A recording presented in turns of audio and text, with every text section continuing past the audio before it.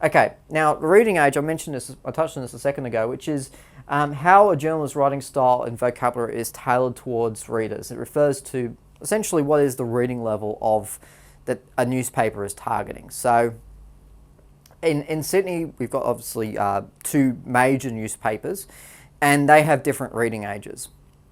Okay, they generally aim for about the 8th to 10th grade reading level, and that's what we've got in Sydney. The Daily Telegraph, if you're looking at it, it's aimed at roughly about an 8th grade reading level. So it's really, it should be anyone who's at an 8th grade reading level should be very competent in reading and have no difficulties with it whatsoever.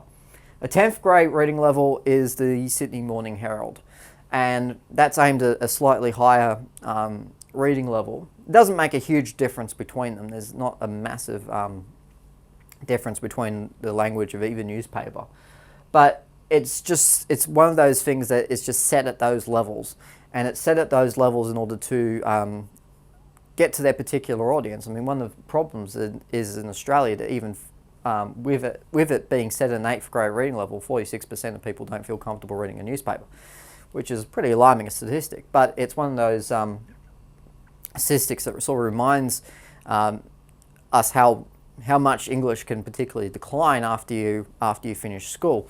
So many people who don't do English work anymore and concentrate on their careers and their other jobs and other duties actually lose some of their ability. And so this is why a lot of the newspapers in writing the news and in telling the news will not dumb it down. It's certainly not about dumbing it down. It's just about writing it simply and writing it towards a particular reading age.